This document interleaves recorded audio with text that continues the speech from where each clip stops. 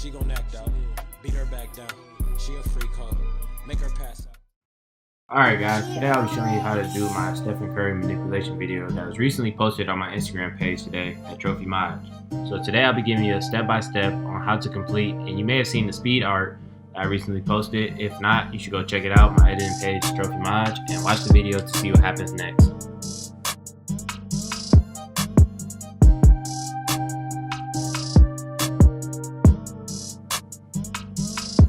Alright, so first, what you want to do is to find a good picture you want to use for your manipulation photo. So step one is to take out your pen tool with the shortcut P on your keyboard.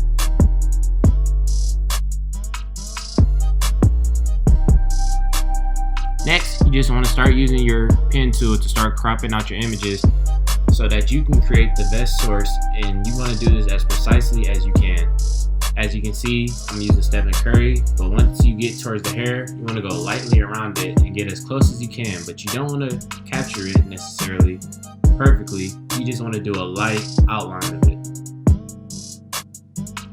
This is a method I will show you later on how to carefully crop out hair, and it works better on players like Ja Morant or Kelly Oubre, players with more unique type of hairstyles in which you can grasp each strand more effectively.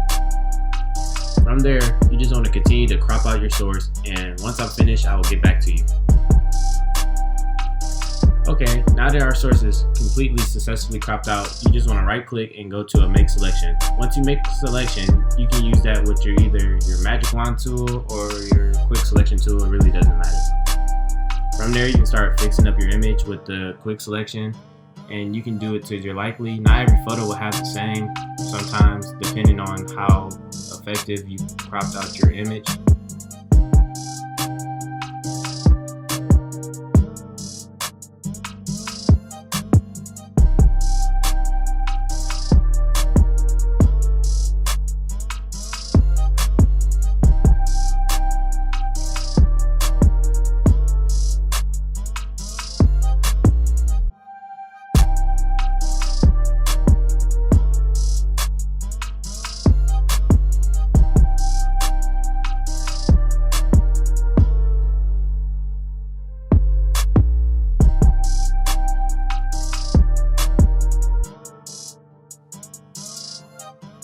Remembering what I said about the hair, once in your selection, you can use the feather, which is at the top left, and you can perfectly capture the hair texture and shape.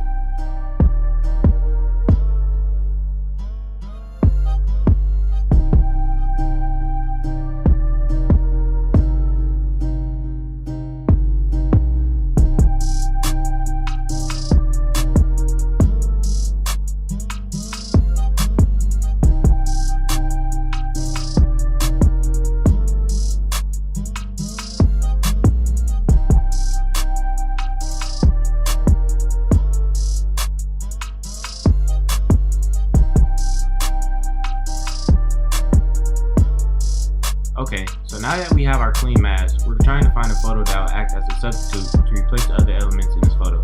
As you can see, I found some pictures of Anthony Davis, and I'm trying to find a good picture of him defending so that I can replace the elements with this picture of Anthony Davis.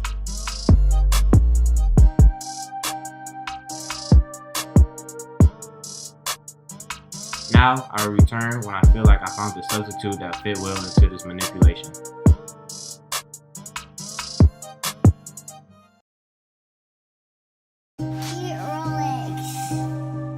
Alright, I found two photos I think would do good in this photo. I have a picture of Anthony Davis, and then I have a picture of LeBron. You can see that Anthony Davis seems to have a few body parts on him above him from the crop out. And if you stay tuned, I'll show you how to use content aware fill and the stamp tool to get rid of all the kind of contrast and the other body parts that might be affecting your photo.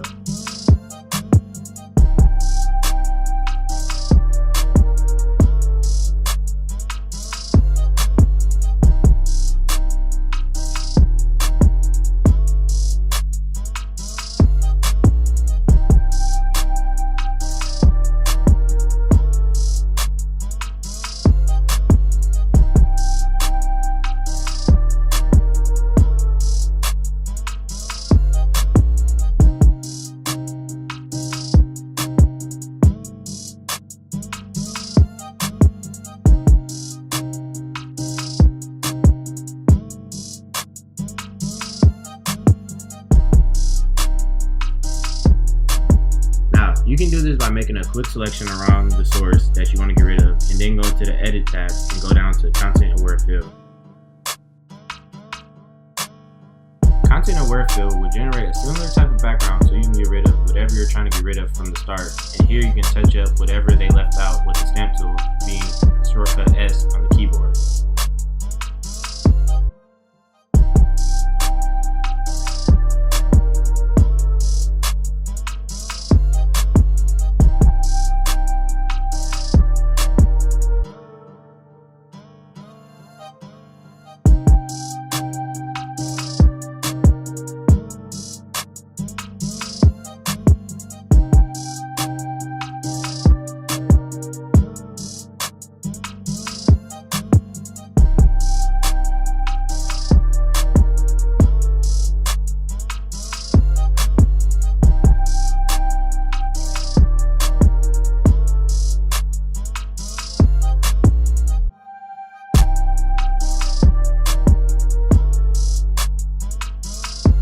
Okay, so now that I taught you how to use the Content Aware Fill, you can see that I kind of used it to get rid of the player jumping over Stephen Curry's back.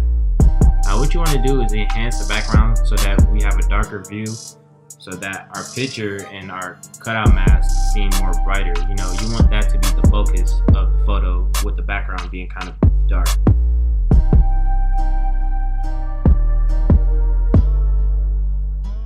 Here you can see me duplicate my mask layers and my layer cutouts and putting a cover overlay in the effect tabs to black. Now you can see me lowering the opacity where it looks like a shadow. This is creating a shadow to my photo, and it gives more of a realistic feel to the photo, and it kind of gives a realistic touch. And you can see that a lot of editors also does this. This isn't a new trick at all. It's just something I believe everyone should do. They should always pay attention to their shadows.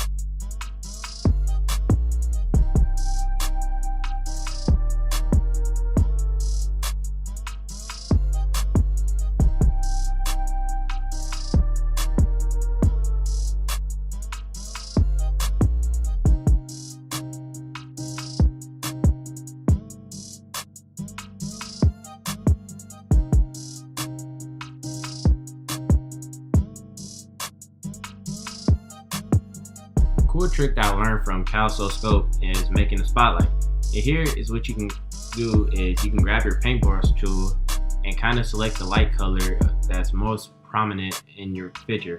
So you see that we have pink, and we're going to make our pink brush, and you're just going to go ahead and make a dot. From here you want to press Ctrl T or Command T if you're on Mac, and then you want to go to perspective. From perspective you want to kind of twist the point all the way over as you see right here and make it a cone shape.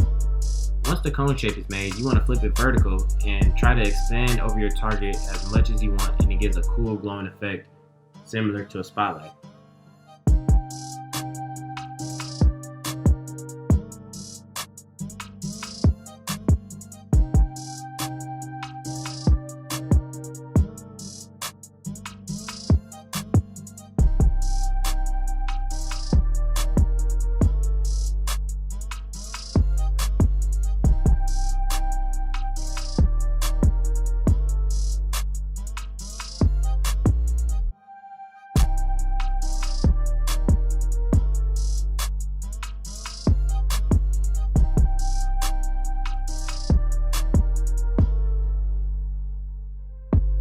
your manipulation, so I want to leave a lot of creative control to you.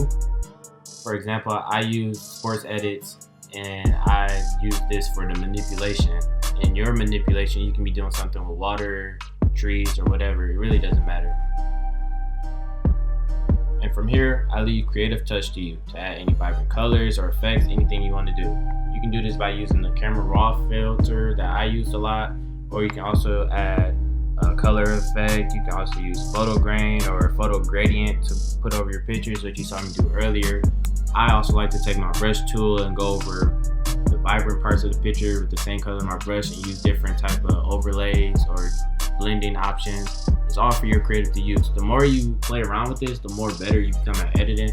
So I highly encourage that you try to do this at least. However, if you're having trouble with this, I can also make a tutorial on how to do shading values and make your picture fit more into the realistic scheme. You can do this effectively too by using the curves tool. This is like the best way to kind of blend in your photo with this background or match a source light, and I can also drop a video on that too. Don't forget to subscribe, share, and like this video, and comment whatever type of tutorial you want to see next. I'll be doing tutorials at least once a week, so don't forget to be very active on my Instagram page. And don't forget to leave a comment saying what type of tutorial you'd like to see next. Without further ado, that's the video.